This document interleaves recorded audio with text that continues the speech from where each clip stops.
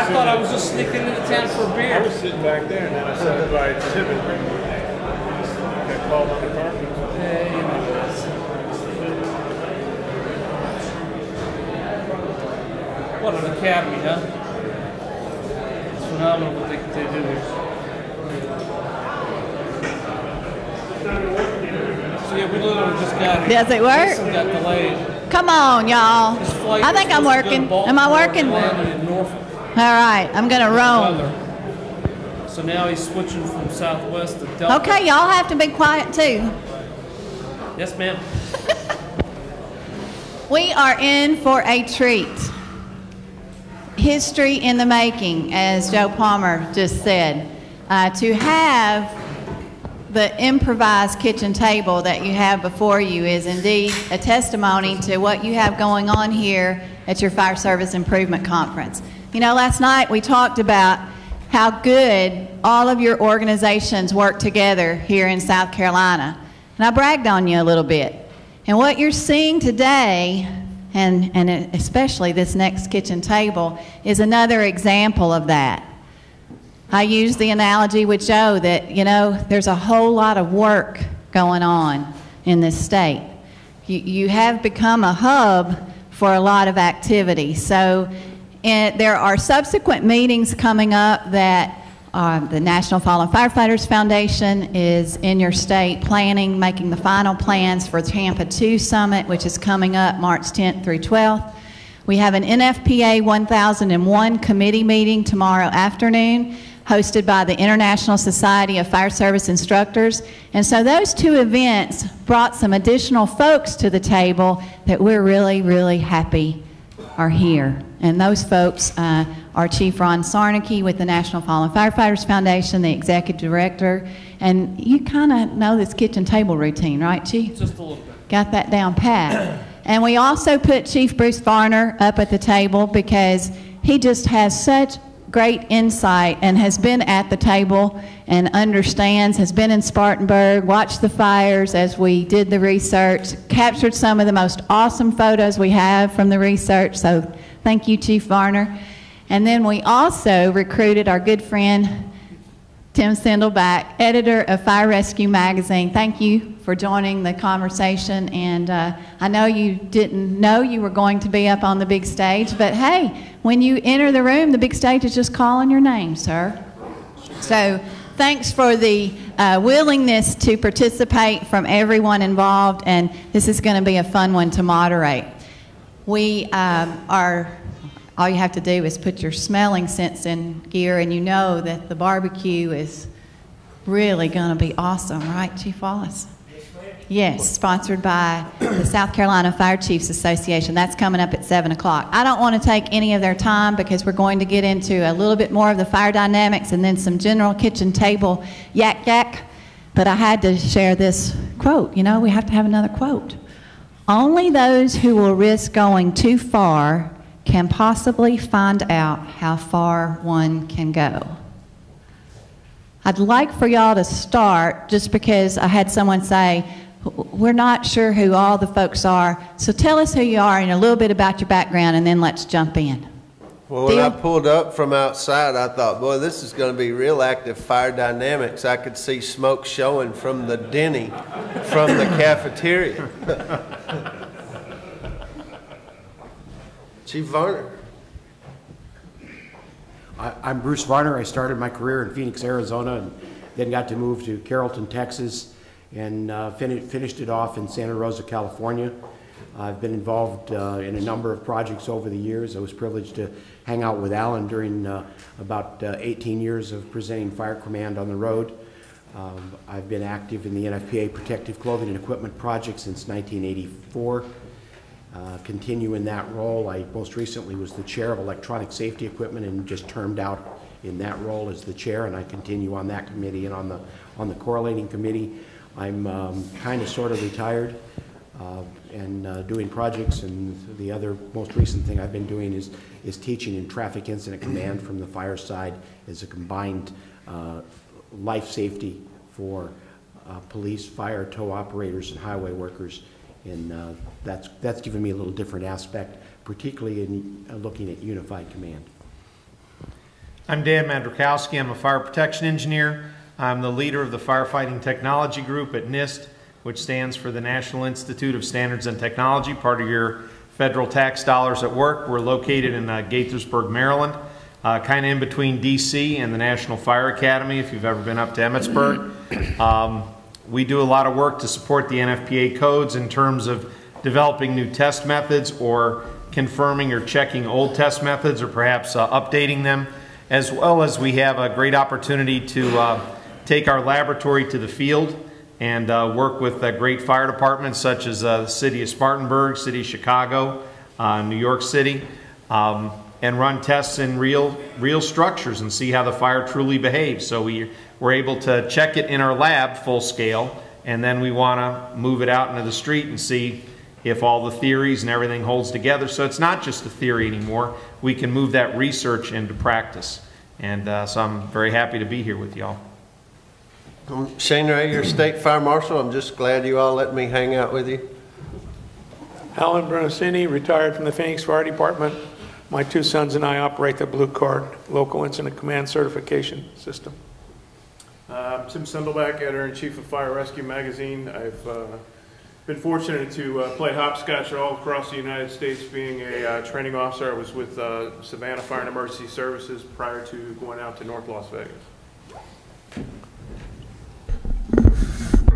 So good afternoon. I'm Ron Sarnicki. I'm the Executive Director of the National Fallen Firefighters Foundation, and I feel like I'm at home. I've been here a few times. Before going to the foundation, I was with Prince George's County Fire and EMS in Maryland and served in that department as Chief of Department for a few years, and now work across the country to honor all firefighters who die in the line of duty, assisting their families to rebuild their lives, and also working with the fire service community to help reduce firefighter deaths and injuries.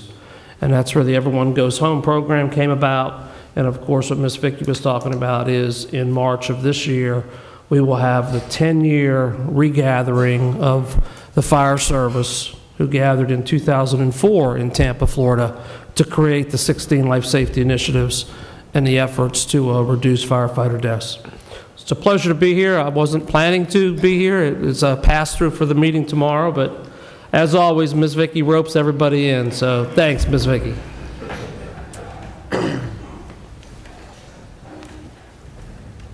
We've talked a lot about, and it's been a lot of good feedback about the conversation we've been having here about particular firefighting, line of duty deaths, reducing line of duty deaths, preventable injuries, those kind of things. So we want to continue that conversation. As Dan and I were talking, we said, you know, we need to look at things that look like South Carolina. So one of the things he had that we want to have a little conversation about here is a couple of fires that resulted in line of duty deaths, and we'll go from there, and then we'll open it up because I know you all have some questions about some of the things you've seen up to this point. So, Dan? So we'll do a quick review of the Keokuk, Iowa case. I'm sure many of you are very familiar with that. It was an incident happened in 1999, a few days before Christmas. 3 children and 3 firefighters died in that fire. Some of the lessons learned, if you will: very rapid post-flashover flame spread. And again, a very early example for us about flow path, going from the downstairs, upstairs. Impact of interior finish. Older home had been refit several times, lined with very thin plywood on the walls to cover over the old plaster. And in a number of the rooms, it had drop ceilings with little wood combustible ceiling tiles. So again, that all led to some of the rapid development. Was a duplex. The fire here was on the right-hand side, and you can see that the window over the porch is open. That's a window that the mother opened, and she crawled out with her 4-year-old. They both survived the fire. There were 2 18-month-old twins that she couldn't get to, and a 7-year-old girl that she couldn't get to. When the fire department arrived, there were 5 members. 1 was dropped off at the hydrant. 4 others came up in 2 apparatus. They immediately called for additional manpower. At the time, 1999, they didn't have any automatic callback or anything, so basically the dispatcher was dialing phone numbers trying to locate additional firefighters.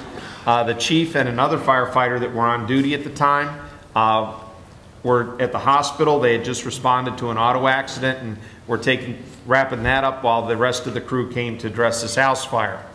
By the time the chief arrived, he didn't see any of his men. He met quickly with the couple, and they disappeared into the smoke.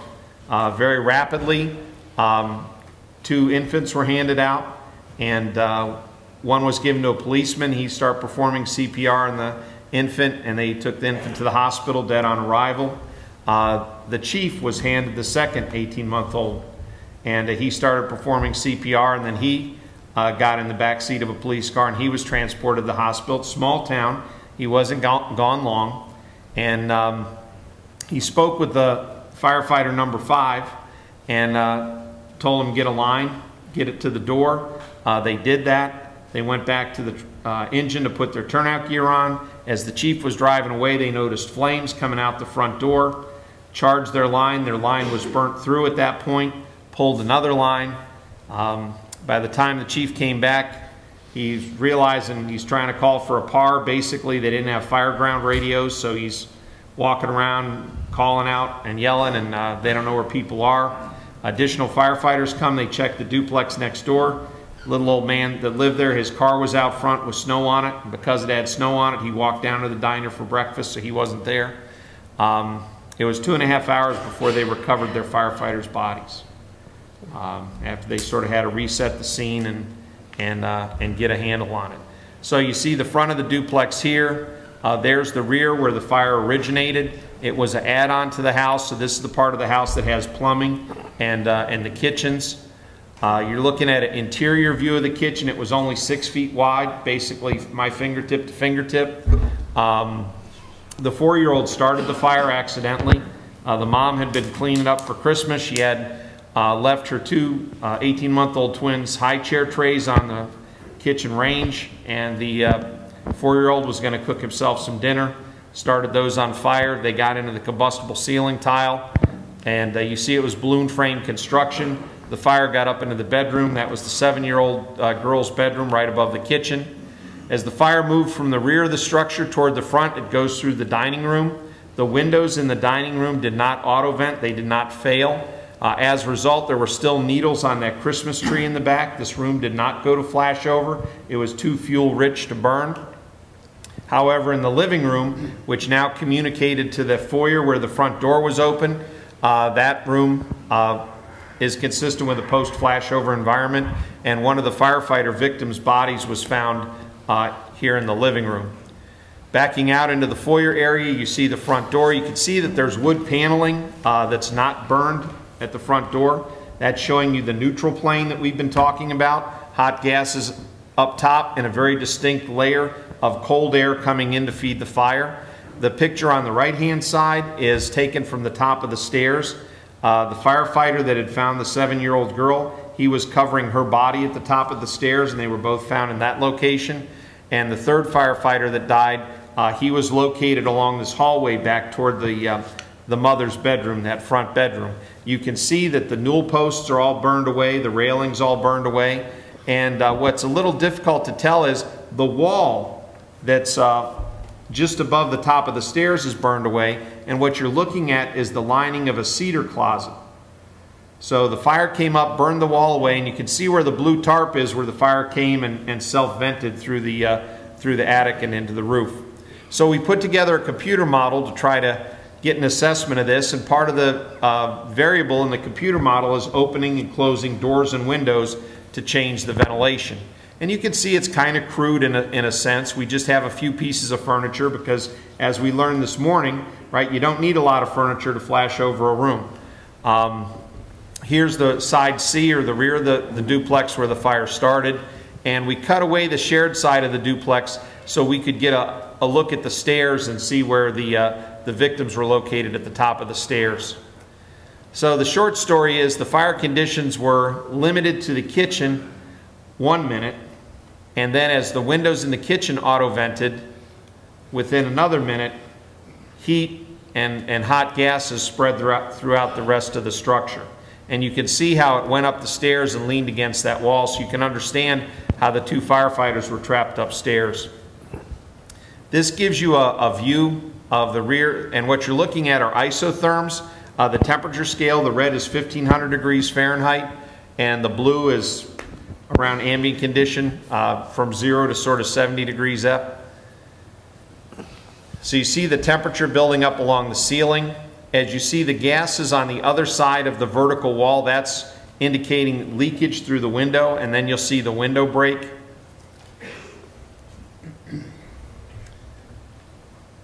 And now we'll see the flame basically spread through the structure.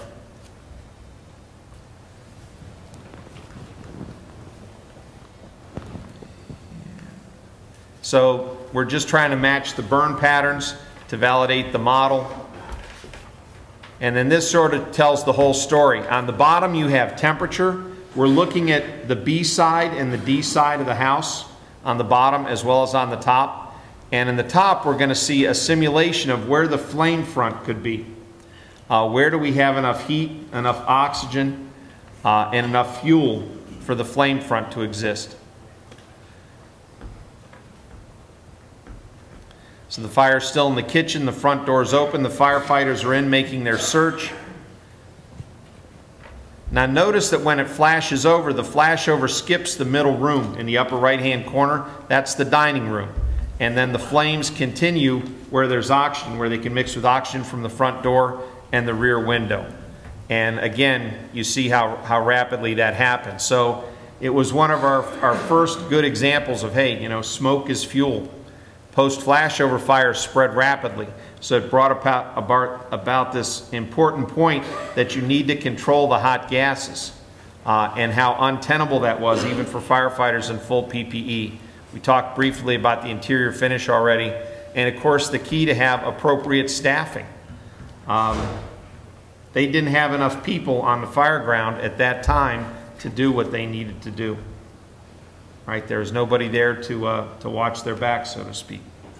And proper equipment in terms of communication and all those sorts of things. So I mean, these are things that are in many ways common in many line of duty deaths, but certainly were really exaggerated in this case.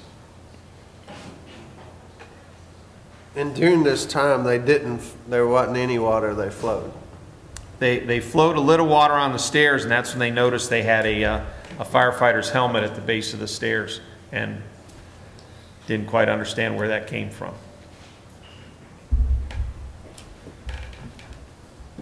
Want to go to the next one? Yeah. So the next one is a newer incident. Fortunately, it was not a line of duty death. There were 7 firefighters that were injured.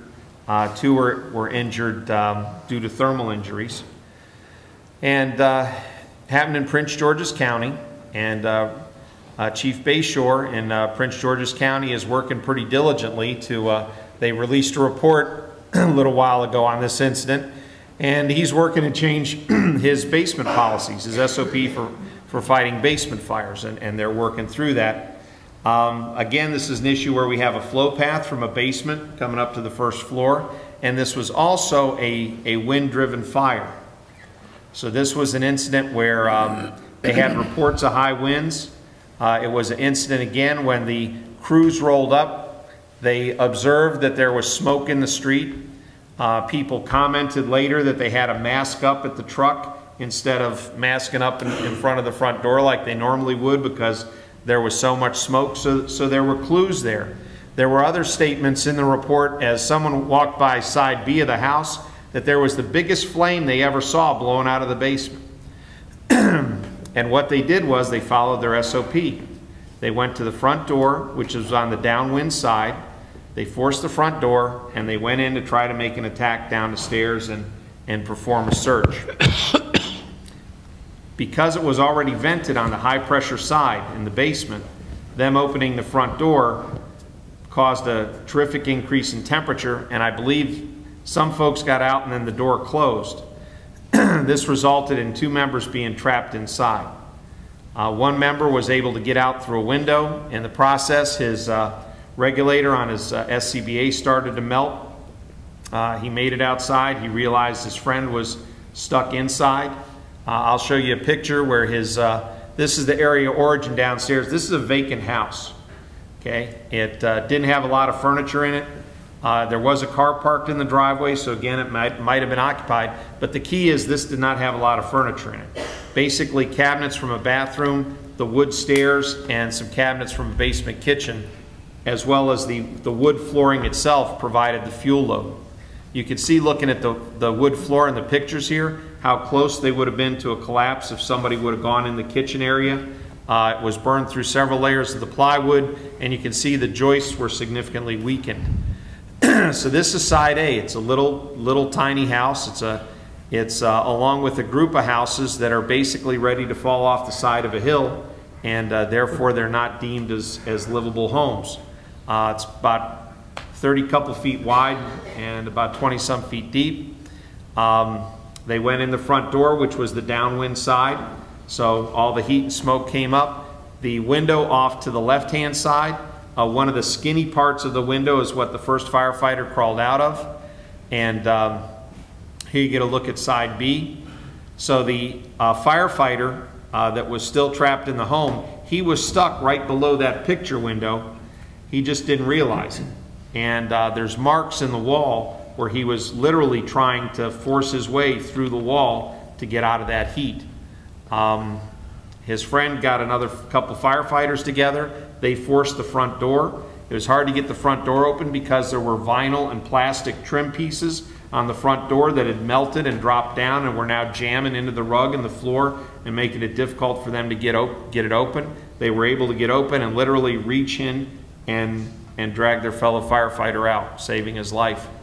So you can see the steepness of the hillside on side B. Side C, you can see how the fire vented out the door, out the window. And this is the first floor living area. You can see under the window all the marks in the drywall where the firefighter was doing anything he could possibly do. That's where his tool was found as well, trying to work his way through the wall of that house to get out. Trying to stay low and get out. So this gives you an idea. Again, we set up a model. So this is an outside view with the smoke showing 1 second before the front door is open, and then 10 seconds after the front door is open. You can see the amount of smoke coming out of the front door. Looking at side B, we have the wind at about 20 miles an hour coming from the rear. It was actually a little higher wind coming at an angle, but for this direction, that's its component. And 1 second before the door, most of the heat's down in the basement. And then 10 seconds after the front door is open, the heat comes up the stairs, which we're looking directly into, and into the front area. So the green is around 300 to 400 F. So very high temperature, high velocity gases. Side A, looking at the front of the house, again 1 second before the front door is open, and then 10 seconds after the front door is open. And we can see that we've got flames coming, or we have heat coming up the stairs on the order of 700 to 800 degrees Fahrenheit. So there's a lot of energy moving up the stairs very quickly that impacted these young firefighters. This is looking at top down, the whole house, sort of 1 second before the door, 1 second after, and then 10 seconds after. And this is the velocity shedding and pulling around the outside of the structure as well as inside the structure, and there you see the 40 mile an hour flows. So again, near tragedy. The firefighters did what they were taught, and this event has been quite pivotal in some arguments about who on the fire ground needs to know what. So there are some that argue that size-up tools and fire dynamics and recognition and decision making, that's really belongs in the senior officer's bailiwick and is not needed to be taught as part of Firefighter 1 and Firefighter 2. But the reality is, these young kids that showed up on the scene, these volunteers, 19, 20 years old, right? Somebody was riding in the right seat, right? They had to make the decisions. And were they trained appropriately to make the decisions they needed to make until a battalion chief got there or a senior officer got there? Because everything that went bad here, as in many cases, happens in that first 5 minutes. So that's part of my feeling anyway, why it's so important for young firefighters to have good fundamental basis in the knowledge of fire behavior, good fundamental basis in feeling free to speak up as the 16 safety essentials to say, you know what, I'm in the rear and I know I'm a low-ranking guy, but I just saw a flame blow out the window. Because there are many times where incidents have occurred, and after the fact, people say, oh yeah, I saw this fireball erupt out of here, and nobody knew. So, you know, getting the communication going, helping them feel comfortable on the fire ground to do the right thing. I think that's a great place to jump in, and I'd love to have Chief Sarnecki address what you just tossed out there from the standpoint of the 16 firefighter life safety initiatives and how that relates. And then I don't want to lose the thought. The other aha that I had as you were saying that, Dan, was talking about who needs to know what and do what, and I think that might be a Chief Brunacini. I'd love to have your insight on that. But Ron, what's your first reaction in listening to this story? I know you see it, and the other respect I have for you is that as you read every one of the line of duty death reports as they come into the foundation, you probably have a much greater understanding of the issue and the problem, and it's heavy on your heart, I know. So it is, and with this case in particular, because it's Prince George's County, I knew many of the members of the fire service that were involved with that, and the one firefighter that was trapped in the living room still hasn't returned to continue to fight fires because of the amount of thermal burns that he suffered in that incident. But you know, I think it goes to the point you made. We see a lot of things on the fire ground, but over the years, we've kind of not encouraged people to relay that information if they're a firefighter as opposed to an officer, the point you were making. And it goes back to that, if you see something, say something. You know, empowering people to stop unsafe practices, passing that information on. At least in most of the experiences I have, you're not always having an officer in that front seat. And so what we need to do is we need to find ways to make it so that the people that are riding that seat are smart at it, that they can in fact have the knowledge and skills to be in that position, even if they're not a white hat. And so for what the foundation's been trying to do with the initiatives is to educate everyone on all these aspects and look at things a little differently and evaluate it across the board. And I think that's the message we're trying to say today, is that there's multiple ways. In Prince George's, it has always been. I mean, when I went through my officer candidate school, that was always one of the tabletop assessments, a basement fire in a single-family dwelling. And if you didn't go through the front door and attempt to make the steps, you failed the exam. I mean, that was just built into the system. Now, granted, that was a few years ago. We won't go how far back, but that is a major change in the philosophy of that department, and it's the right thing. But unfortunately, it's taken many fires, and unfortunately, many burned firefighters, and now with the significance of this magnitude, for that organization to create a cultural change of how they're going to address basement fires. And it goes back to leadership, and I think, Chief, that's what you're going to talk about. Well, I think, let me do the tactical part of it, is that we need to identify the critical factors and describe the tactical consequences and outcomes, and I think this is a perfect example of it, of those critical factors. And those critical factors exist regardless of who is present, in the sense of an officer or somebody acting as an officer or a young person, somebody who's experienced or inexperienced, because I think that certainly all of those characters who can show up are certainly capable of learning and understanding, and if we provide not only basic training but high fidelity practice for that, I think that they operate just as effectively as you know, I mean, they are very, very effective in the way that they operate.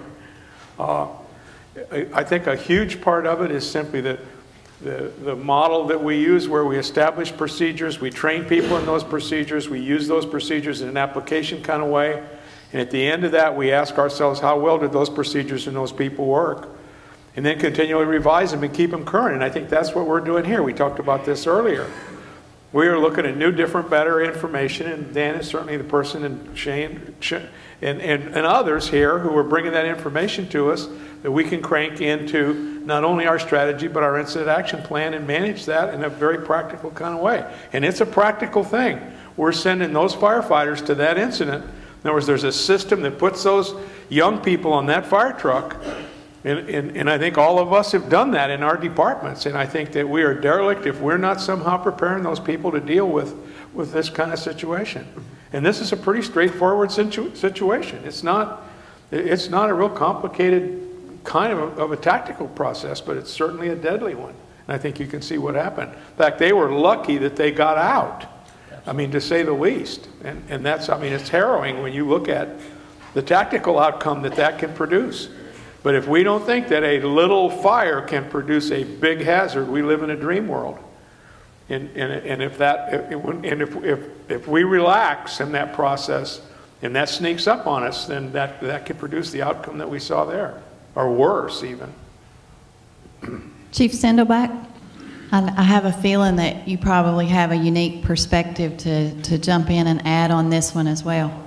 Well, I guess I'm troubled by the fact that the statement, and I don't know exactly how Dan said it, but who needs to know? I think everybody needs to know the dynamics of fire, including the public. I mean, that's our job, to educate every single person. I mean, we don't want somebody leading the charge and everybody else be blind followers. That's not what this is about.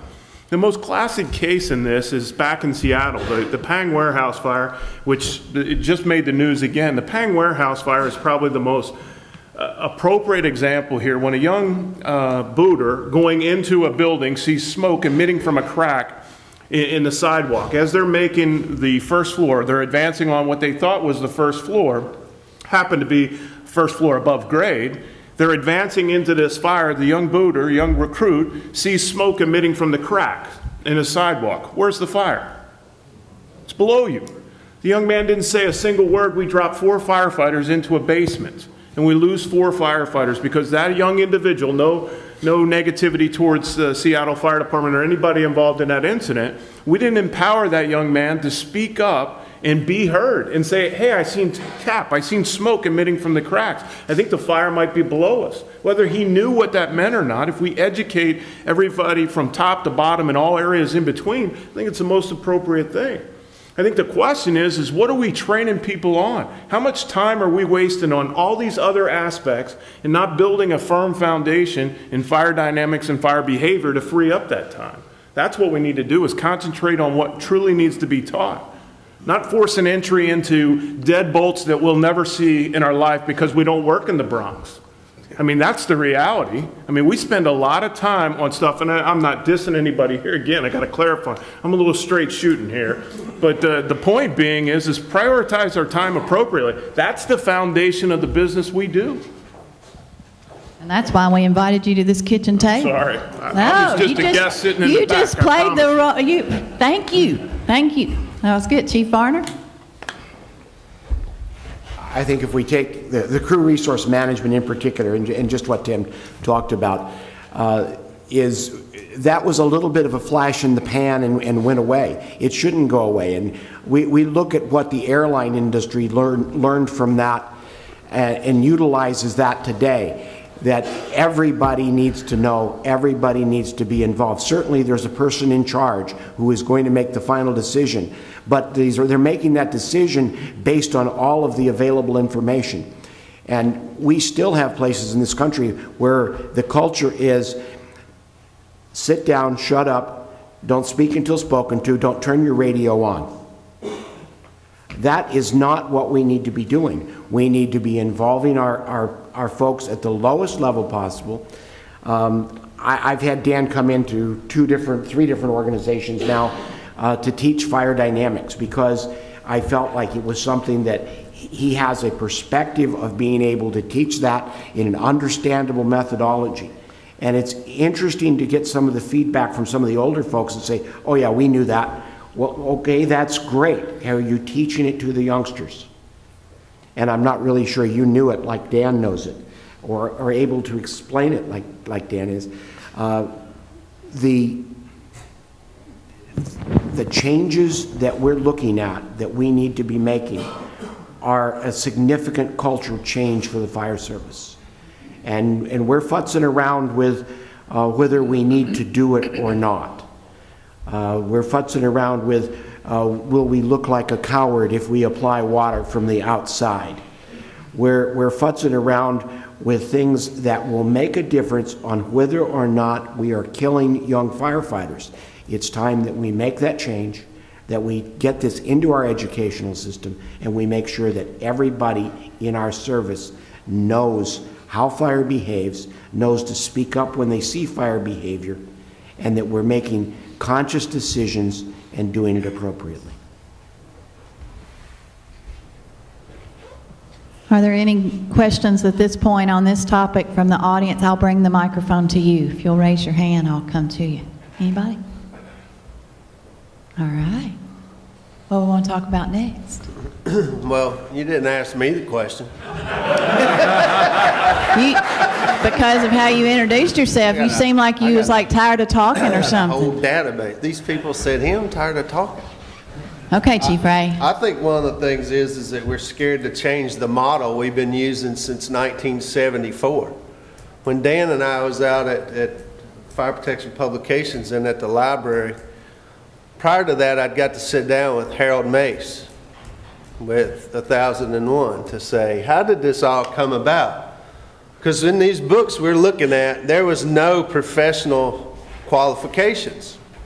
So I got to hear the story of 1001, the start and the dynamics of the group and how it evolved, and then over time you look at that. But when we look at the training manual we use right here on this very campus, and as our folks work really hard to try to make changes to it, we've still got a template that's been in place that we've kind of built to. And y'all have heard me take one of the first essentials manuals from 1935 and then take it to the 1,600-page manual that we've got today. And I think we're scared to take a risk to say, back to what Tim said, is how many knots do you need to tie and how many times do you need to hoist an axe to the roof? Or do we need to focus on the rapid deployment of a hand line and the appropriate application of water? And I think that's a conversation that we're going to have here. South Carolina hosted the part that the ISFSI put the piece out on, that's slicers, to look at RECOVS, and do we put something before rescue? Yes. Any more hard questions for you? Yes. In both cases, if you would have rapidly deployed the line, and this is back to that paramedic conversation we had last night, if this, then this. If that house in PG County, with 2 hand lines rapidly off of that piece of apparatus with 2 people, you could have killed that fire like nobody's business and never crossed the threshold of it. But because of tactical entertainment, we got to go do all these other things you mentors trained us to do. Why? Because you said so. And you deviate from that, and there's consequences. What is it? I don't know what the consequences are. We do know what the consequences are, doing the same thing every time. So I think we got to get the courage to have a conversation that says, you know what, I'm going to leave here, and next week I'm not going to fill the door back here on this campus because I need to check the pressure, I need to check the smoke, I need to see those things, I need to put that in there. Not going to mechanical ventilate out the window right now, I'm going to set a fan, I'm going to knock the fire down, I'm not going to cross this threshold. I think we can still meet 1001 and do some of those things, but I still think we got to tweak 1001 with some major changes. That's all I got to say about that.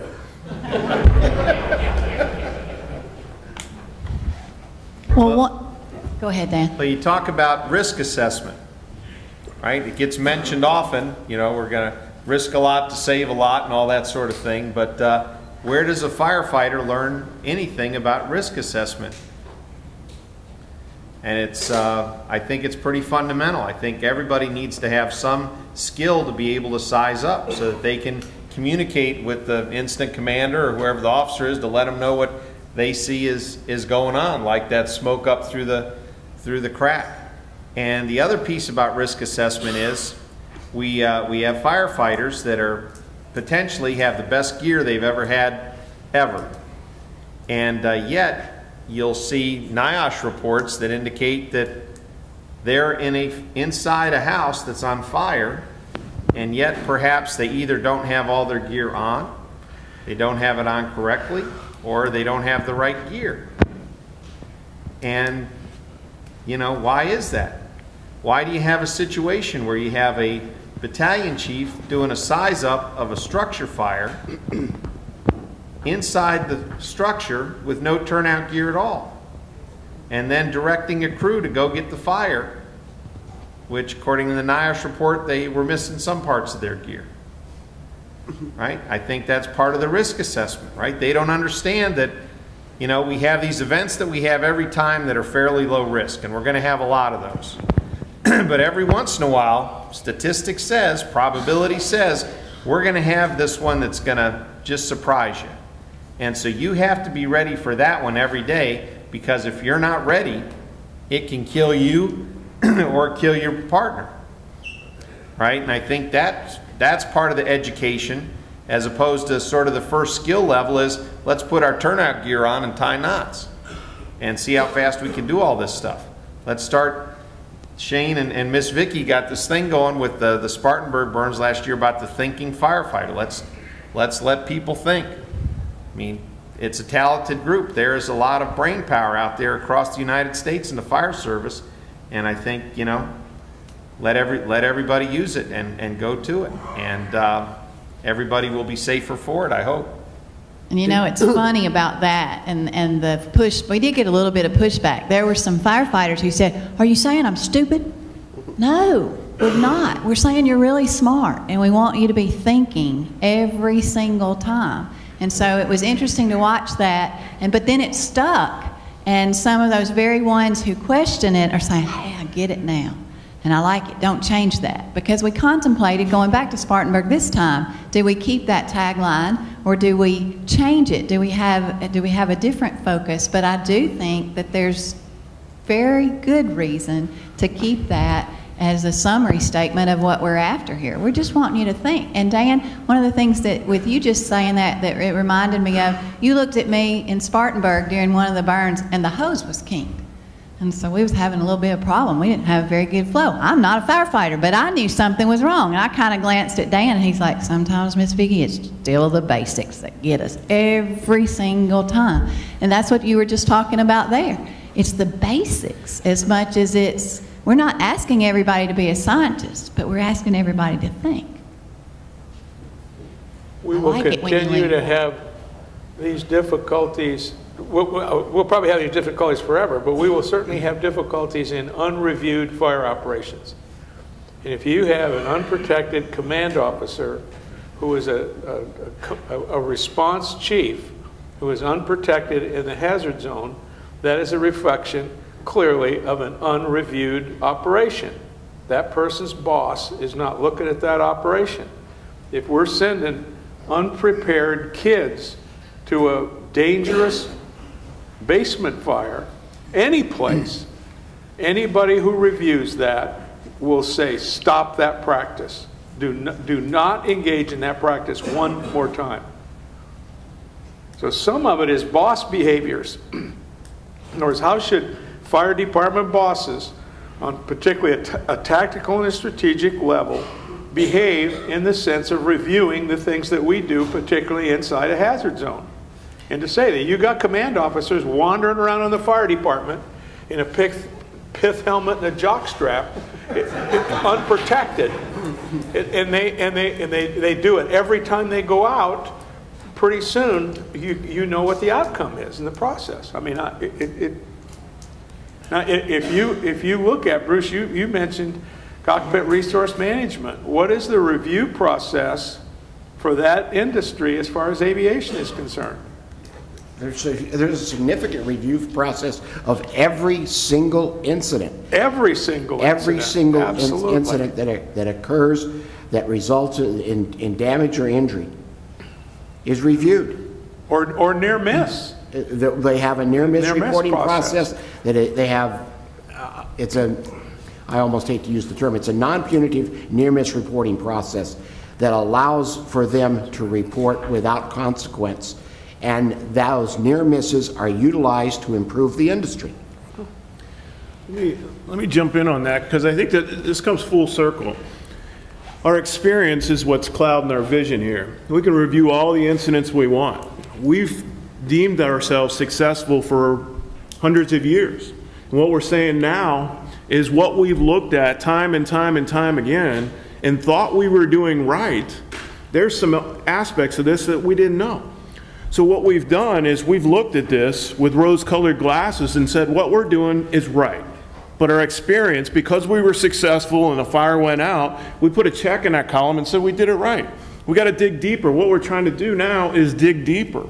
The conversation that was had in this room just an hour ago was about where are we going to be in 25 years. The gentleman in the blue shirt kept holding up your cell phone and saying what the kids are doing with the cell phones and everything else. Folks, we don't have to worry about all these gadgetries ever entering the fire service. We're struggling with information technology. Information technology, this is the first step of change right here. If we can't adapt to the information that's being shared with us, we'll never adapt to a computer on the fire ground. That's just not going to happen. We can't even accept the fact that we have facts and figures in front of us that are proven what we're doing needs to be modified. Not that it was absolutely wrong. It needs to be tweaked slightly to make it better. We've got to change our behavior on the front end before we can move forward. Tim, I think in some cases, we the fire service, changed our behavior based on some improvements in technology to our detriment. And we need to take a look at some of that and take a step back. And it was not uncommon when, and the horses, no, weren't still around, but they weren't far gone. When I entered the fire service, to see people do a quick hit on the fire to soften the fire in order to go in. That was based in part upon the technology they had to protect them.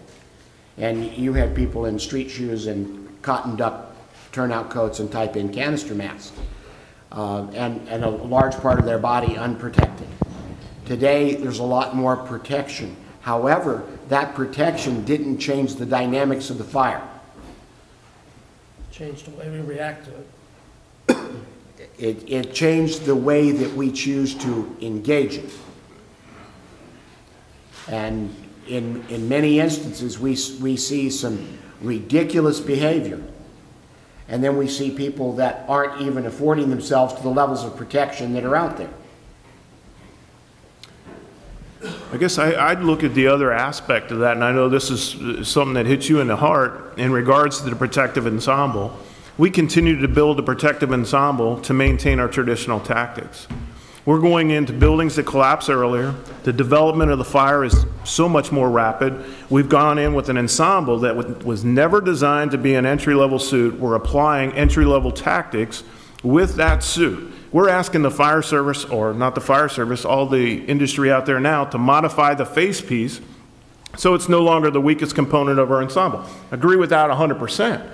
But the melting temperature at which we're asking that face piece to be is a temperature that we shouldn't be in there. Mrs. Smith, Miss Jones, Miss Rodriguez, taking a big dirt nap with Delvis by the time that happens. But yet we're asking to modify the ensemble so we can maintain the tactics that we believe are right.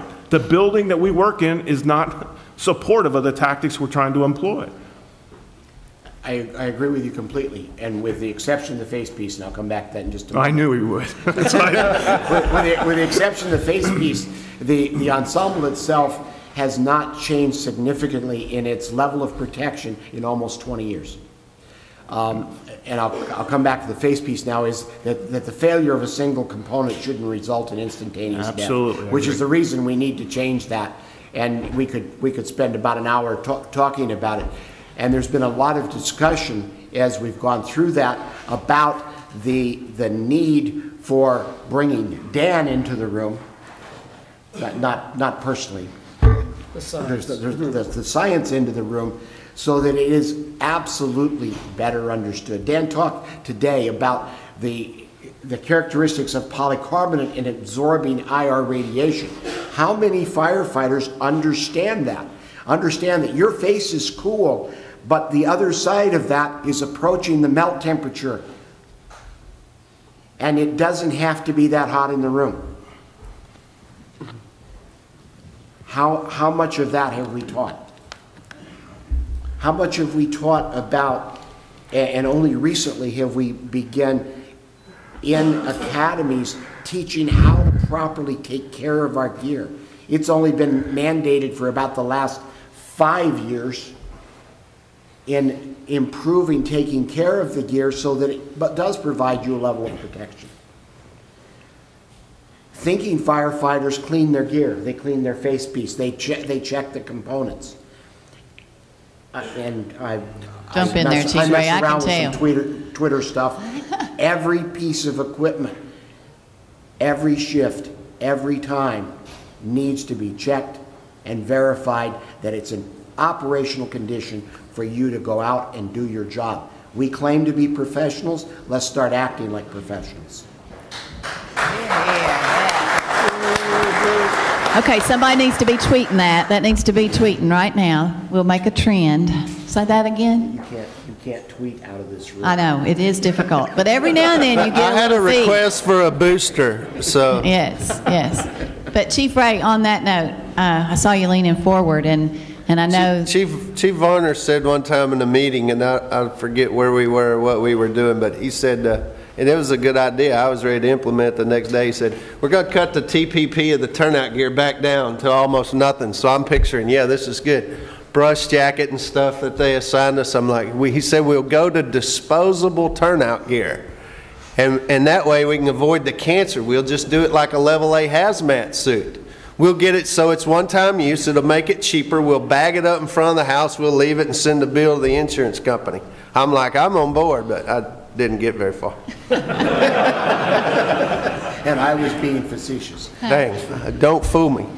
On that note, and it makes me think about a story that is near and dear to my heart, and I think that Ron can probably offer some additional insight into this, but many of you know Miss Vina Drennan. Her husband, Captain John Drennan, died in 1994 in a single-family residential fire in New York. 2 young firefighters died immediately that day, and Captain Drennan lived for 40 days, and Vina was by his side and went through that experience. And as she survived that and entered the world forevermore as a survivor, she became involved with the National Fallen Firefighters Foundation. And she's now also involved with Common Voices. And it strikes me as we work our way through, and Captain Drennan's issue was turnout gear played a role in his death, and Vina campaigned relentlessly for FDNY to get proper turnout gear following John's death. But she tells this story, and we're sitting together and we're planning, but some 10 years after the death, she gets a knock on the door, and it's someone from the fire department, and they have this box, and it's all of John's personal belongings. And she tells this story of, and it brings the emotion back right there, right, just as real and just as raw as it was the day he died. What am I supposed to do with this blankety blank box? I can't say it exactly like she did, but y'all that know Vina know. So she said, I just took it to the attic because I didn't know what to do with it. And then a few months later, she told the kids and the grandkids. So she says, we make this pilgrimage to the attic to open up the box and look at Granddaddy and Daddy's burned remnants. There's just such an ongoing component to the line of duty death that never, ever, ever gets talked about. Y'all quit whispering. Give me a complex here. No, it's ongoing, it's forevermore. And here's one of the other questions that Vina said was so important to her. She wanted to know, did John do anything wrong? And she said, I knew he would want me to ask that question. So it goes back to who did what, who's responsible. Ron, come on, help me out. We weren't talking about you, so you can... Thank goodness. You lost your spine.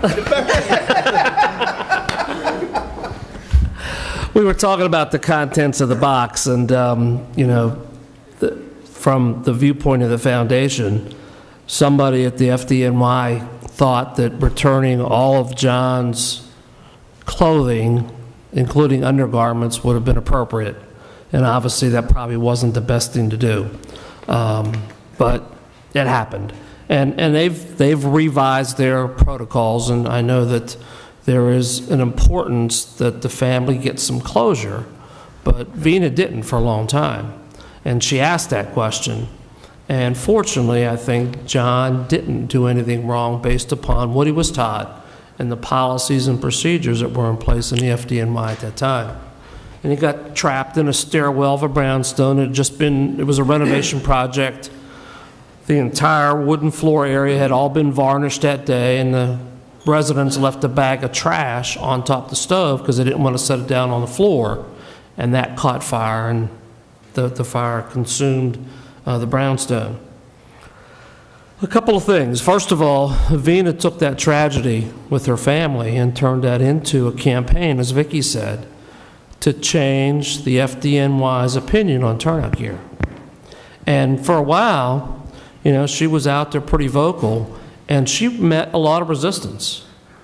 There was members of the department from every level, from the back step all the way up to command, that believed in three-quarter boots and all that. And we see that discussion, believe it or not, in 2014, there are still departments talking about the need for three-quarter boots, but we're not going to go there right now. But she stayed relentless to that, and she actually got through a variety of political interventions, which she had to take that route, to get that announced, of all places, at the American Burn Association conference. The burn centers of the country get together once a year, and New York City hosted it. And during that conference of burn doctors, appropriately because there's a lot of firefighters in FDNY that get burned, that announcement was made. But Vina didn't just stop there. She began to push for the whole content of the public had a role in John's death, in the actions they took with placing that bag of trash on the stove. And she was integral in starting the Fire Zone, which is the fire prevention public education campaign that the FDNY does. If you've ever been to the city, you've been to the Fire Zone at Rockefeller Center. It's a phenomenal place where all the kids that go to school in New York City have to go through that. And so she's been relentless in that, but she didn't stop there. She talks about the need for leadership, the need for good decision-making in fire departments relative to continuing to do the same things and getting the same results, but thinking something else is going to happen. And she talks about the charge of the Light Brigade and that need to not just follow blindly, but to ask questions and to speak and to bring discussion to the table about, are we doing the right things for the right reasons? And for Vina, I think that the time that she and the kids went to the attic, that reinvigorated her to say, I've got to do something different, and I've got to really make a stand in memory of her husband, John, to change the way we're doing business, because that's what we're talking about. We need to change the way that we've been doing it and take a different approach, because we know better, we just don't practice it.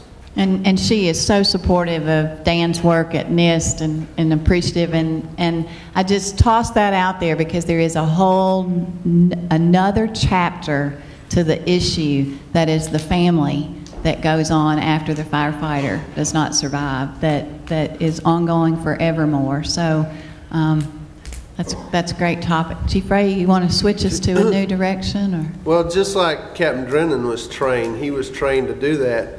These young firefighters were trained to do that. The question was, is the young firefighter who was chopping just below the window, was that what he was trained to do? That says, we train you to force through the wall and squeeze your body through there. It's like, well, you got to realize you're on an outside wall sometimes.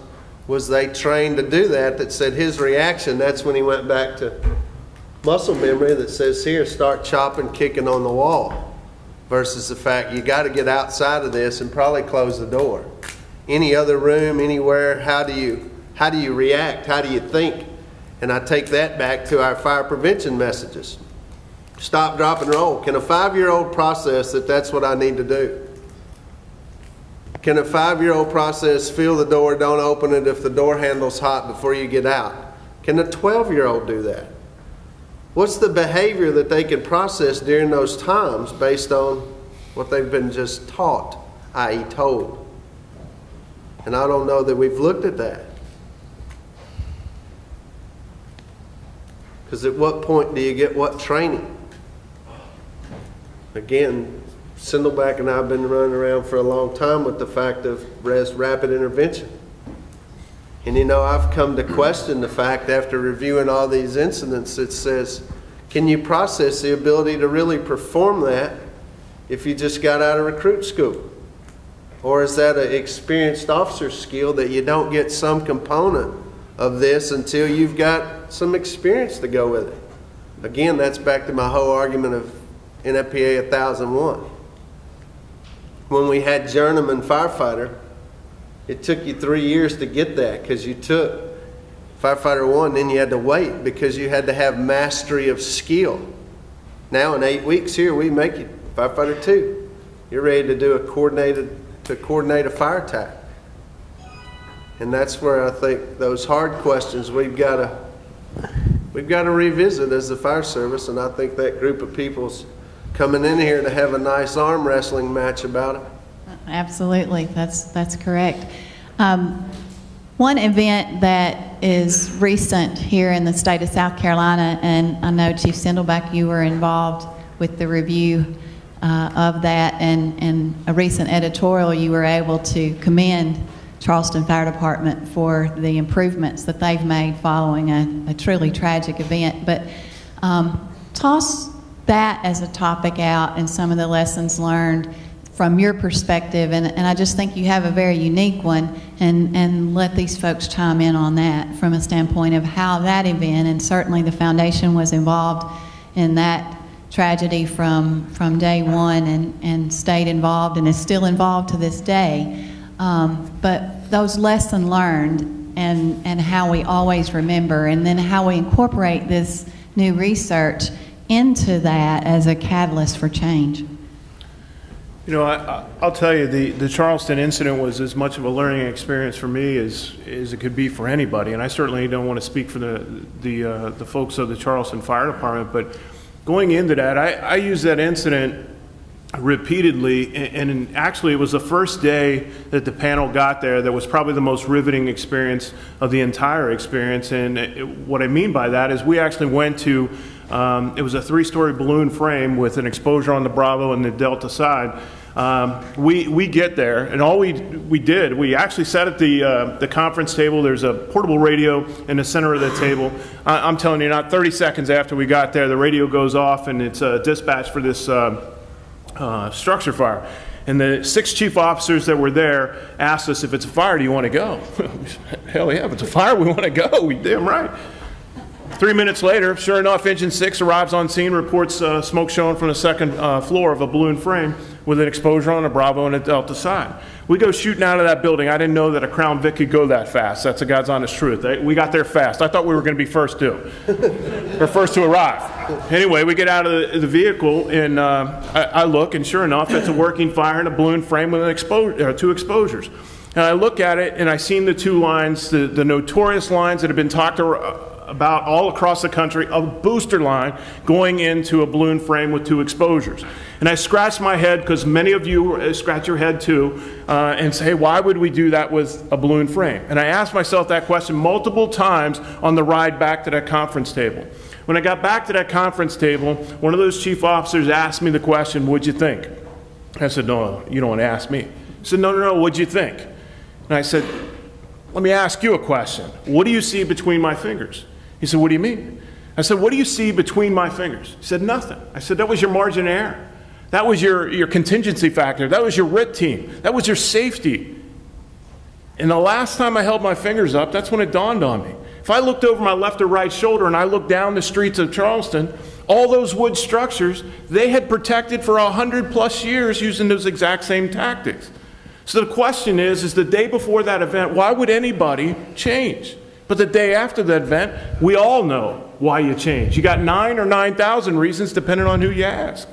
The question is the American Fire Service, which day do we want to be working in? the day before or the day after. And we look at this as such a turbulent event or a hurdle in the fire service. It's not. It's a great opportunity. This is our opportunity to put a mark in the fire service and make monumental change for everybody that comes behind us and say, you know what? They pushed the envelope, they made change, they made this business that much better. I mean, we look at it and there are people that are drawing lines in the sand and everything else. Why? This is a huge opportunity for us. Huge opportunity for us. Questions from the audience. Roving microphone coming your way. Anyone? Any takers? All the way at the back. Thank you in the back. All the way in the back? You're going to make me clickety-clack all the way back here. All the way back here. Baptist, right? Well, on average, we have killed in the last 20 years anywhere from 120 to last couple of years have been 83 firefighters. We have seen improvements in turnout gear. We have seen improvements in technology. We grasp all that. We put it into place. The only thing we have not changed in the last 20 years is what? Our tactics. We now have the hard data that says we need to change. So who's going to say no on the day after? Not all at once. Well, we keep repeating it. I mean, you could look at this, you look at the house that's on the screen there, and you could say, well, all right, that's that small house in Atlanta. That's the Watt Street fire that John Drennan had, except for no wind. Right. You know, DC, yeah. Cherryville.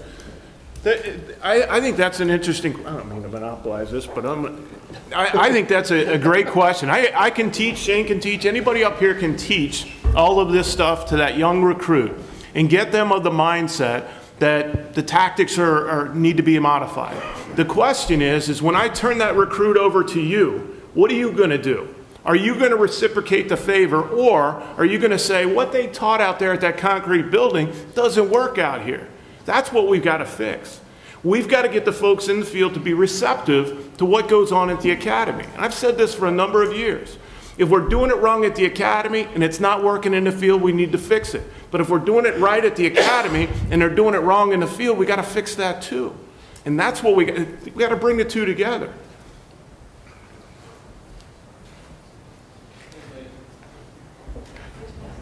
Oh my goodness, y'all gonna make me walk to the back again. Miss Vicki, while you're walking, I'll talk for just a moment. Dan showed us some interesting statistics this morning. You talked about the average number of firefighter deaths.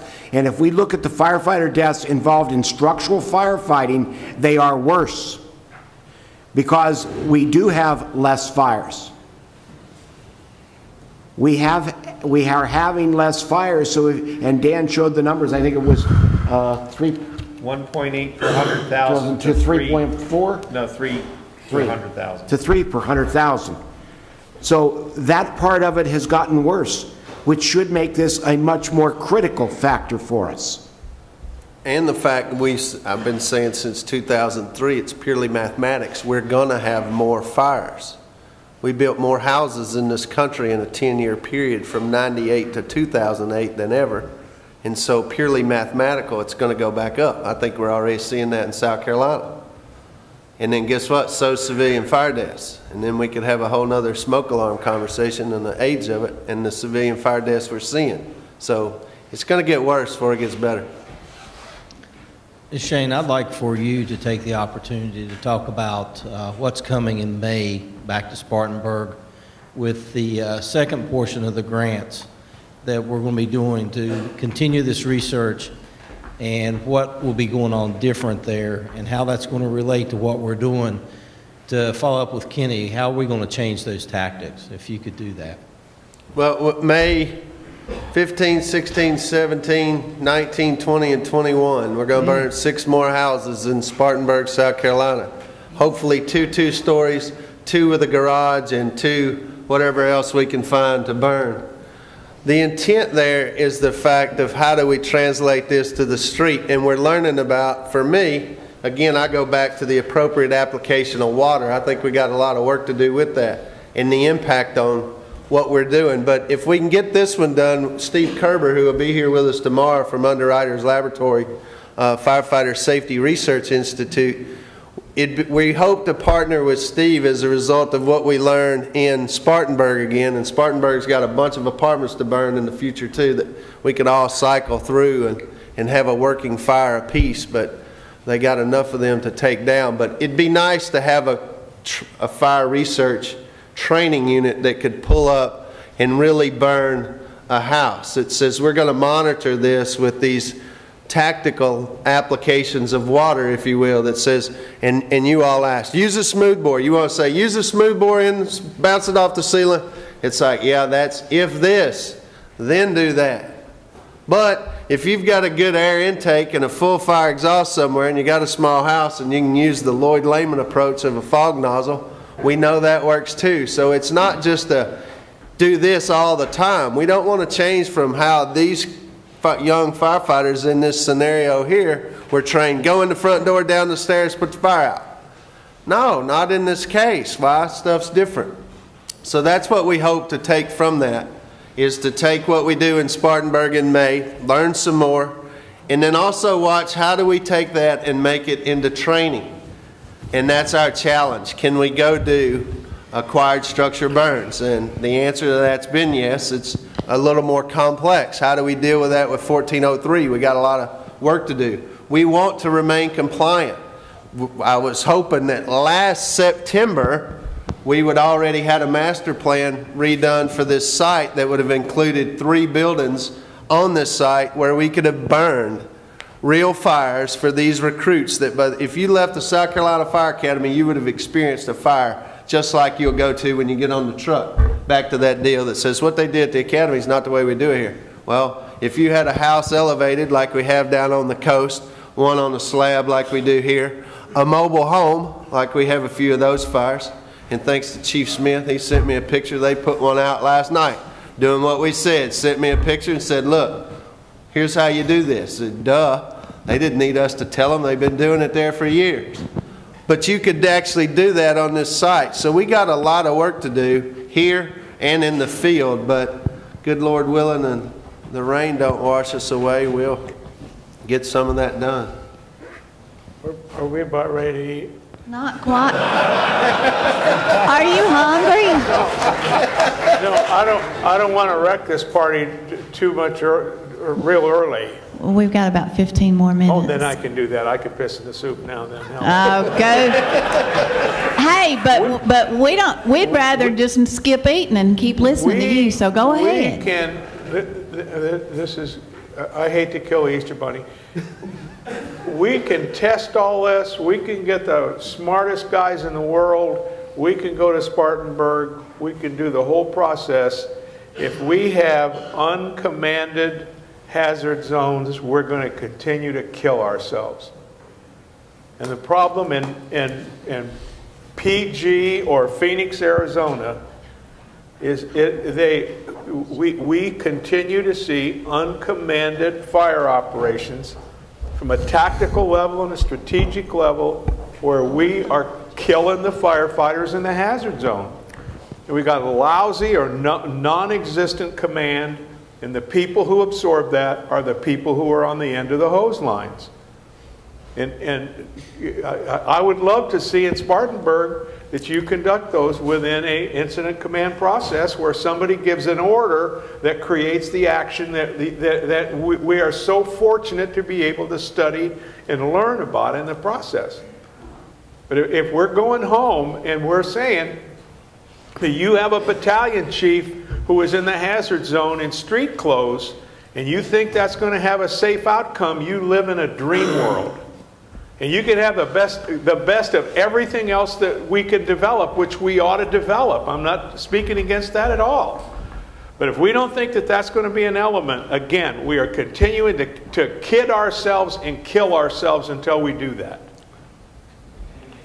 Now let's eat.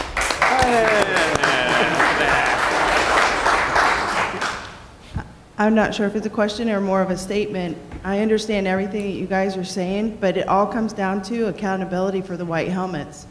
When something happens to us on the line, they're not held accountable. honestly, I mean, they get a smack on the hand and it's off to the next fire.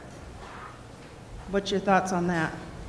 Don't be mean. I think my helmet in the trunk's white. No, you're right, and I think it's back to boss behavior and organization. Yeah, you can't say it any better than that. You just said they're unreviewed operations. And you know what we can really do? We can really throw a funeral.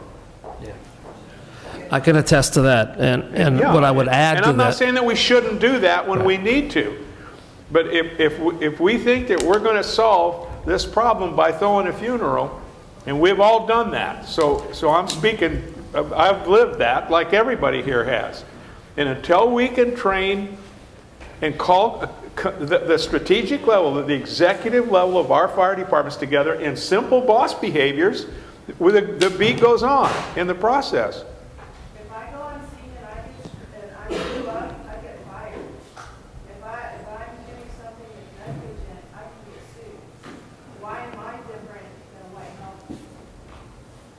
Because we live in a dream world.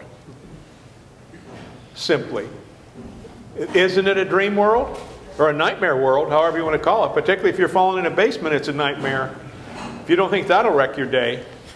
I told you we could do a reality TV show last night. Absolutely. We could. All right, Tony, you ready with your question? Some kind of dynasty. I'm interested in what members of the panel think about the 80,000 trial runs that we take at deaths every year. 80,000 dry runs. Is that right? The 80,000 trial runs in the injury statistics that we take every year at trying to kill people but don't succeed in, but we don't have good data on that. What do y'all think of that? Are you speaking of injuries versus fatalities?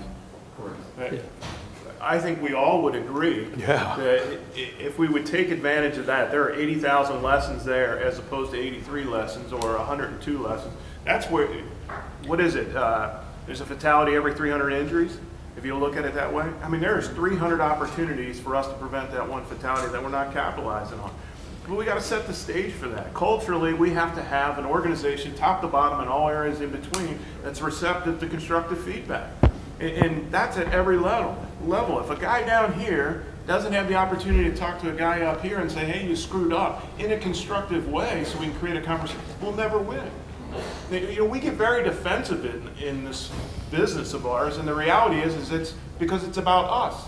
We've taken this and it's about me, as opposed to the service and what we're supposed to be doing. That's what it's about. If we would look at it that way, I think a lot of things would solve themselves. But 10% of those injuries, a lot of those people aren't coming back. I mean, those are serious injuries. Chief Sarnicki said it. The kid that fell in the basement, he isn't back to work. He may never come back to work.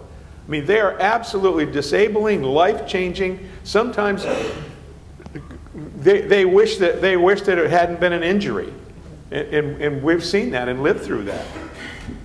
So the issue becomes, and this is kind of I think, a culmination of what everybody said.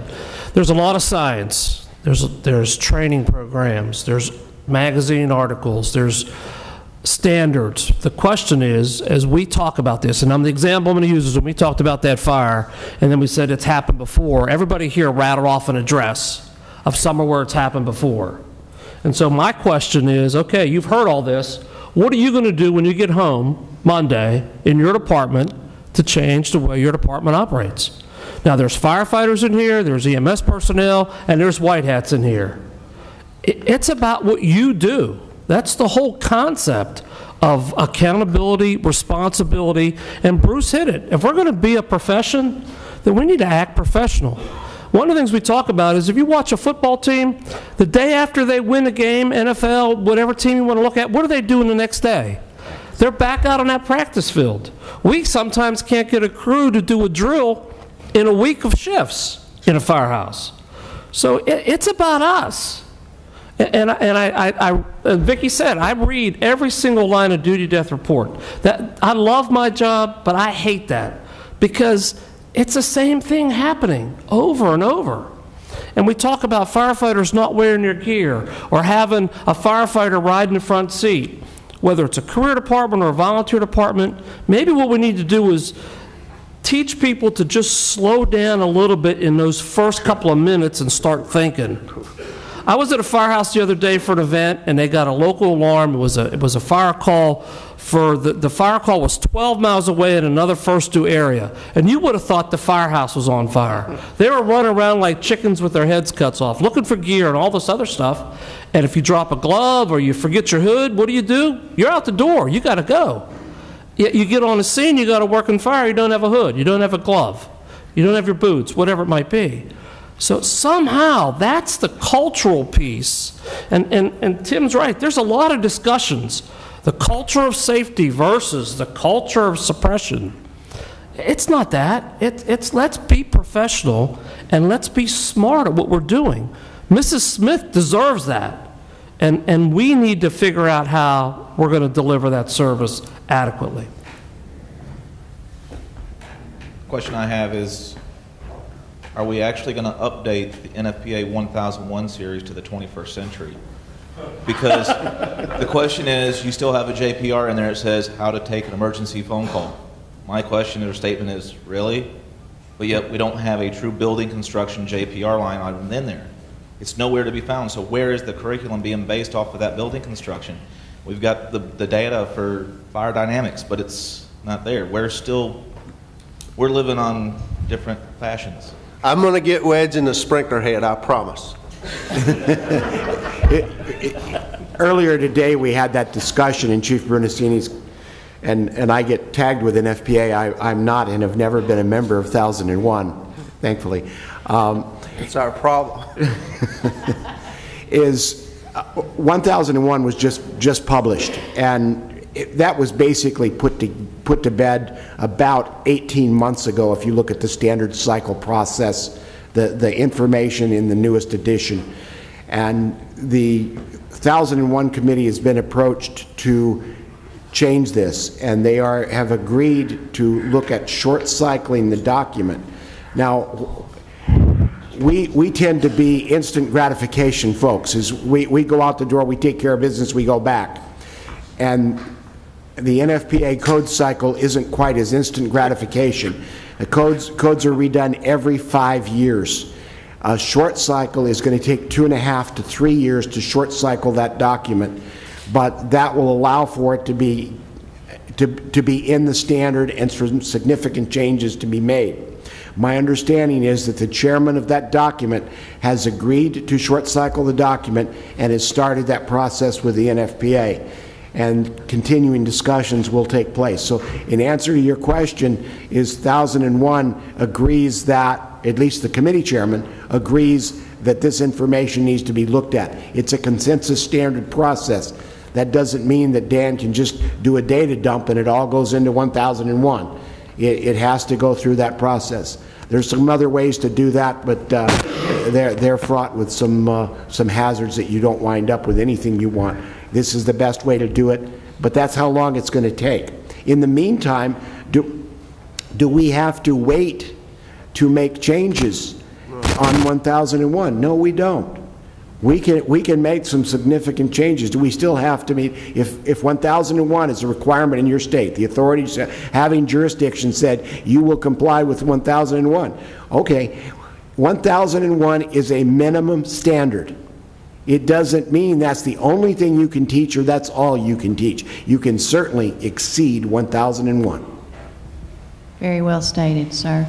Dan, we were able to talk a little bit about the next Spartanburg burns, but I know you have a lot of other opportunities, so I'd like to wrap up by you maybe sharing any of the future research that you have in addition to Spartanburg burns that's coming up. I know there's always something exciting. You showed me some new things that are in development right now from recent research, but anything you'd like to share with the group to give them a heads up?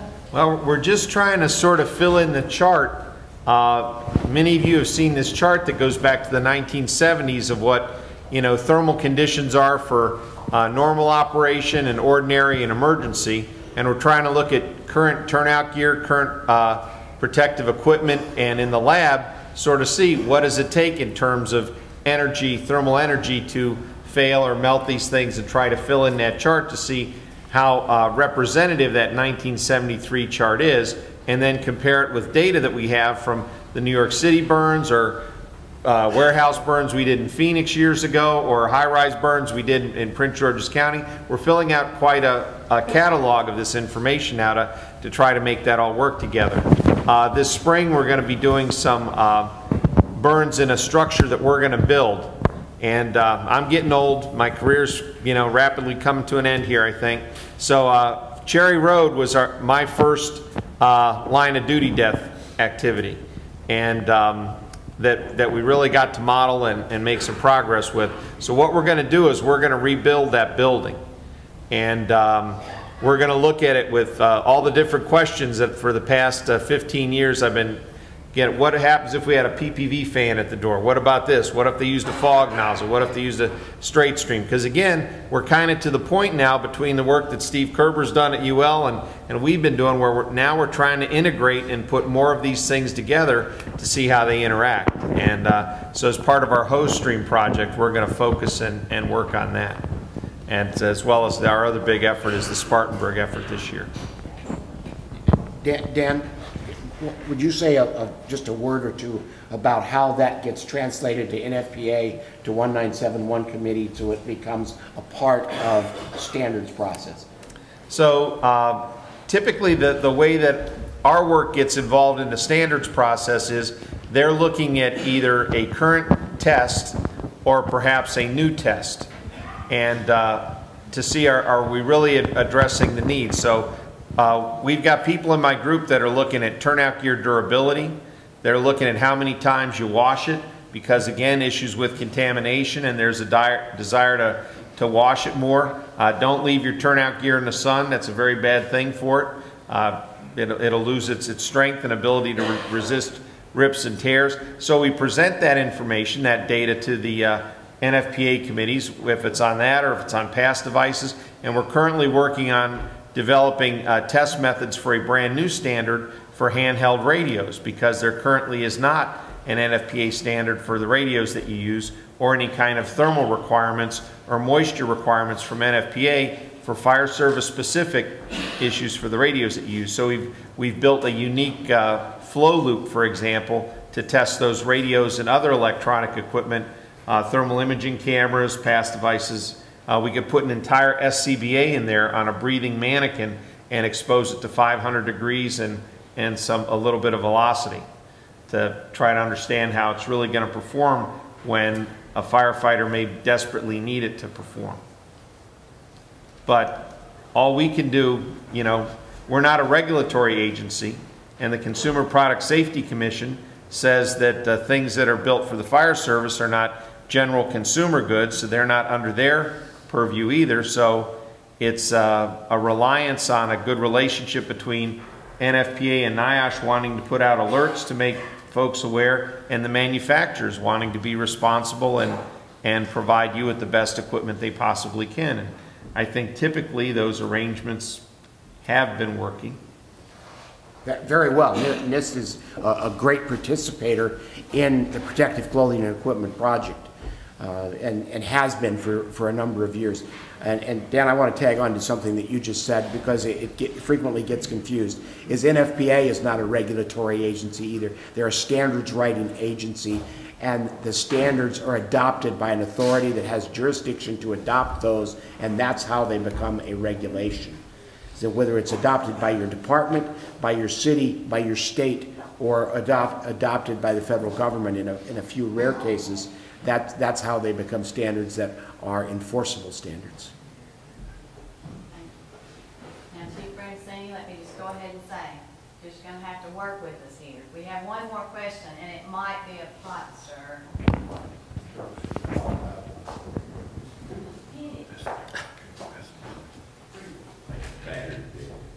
Well, just talk. So how do you overcome those that aren't drinking your Kool-Aid?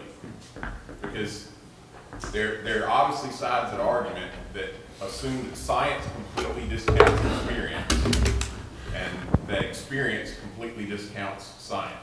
So how do you overcome those that aren't drinking the Kool-Aid? Attrition. Say that again. Attrition. Attrition. I just had to shake it. Awesome. Well, to the three who knew you were going to be at the table, And to the three who graciously allowed us to invite you to the table, thank you on behalf of this entire audience. Do you agree that this was indeed a very special treat for the South Carolina Fire Service Improvement Conference to have this group and to have the topics and for you to be able to stir the pot and to participate? Again, kudos to all the associations that have worked so hard to bring this event to you, to all the staff that have been working behind the scenes. Y'all got an awesome team, and it shows in every single event. And I'm going to work my way over here because I understand that Chief Alvin Payne is going to tell us about our most important next step. Right, Chief? We'll talk a little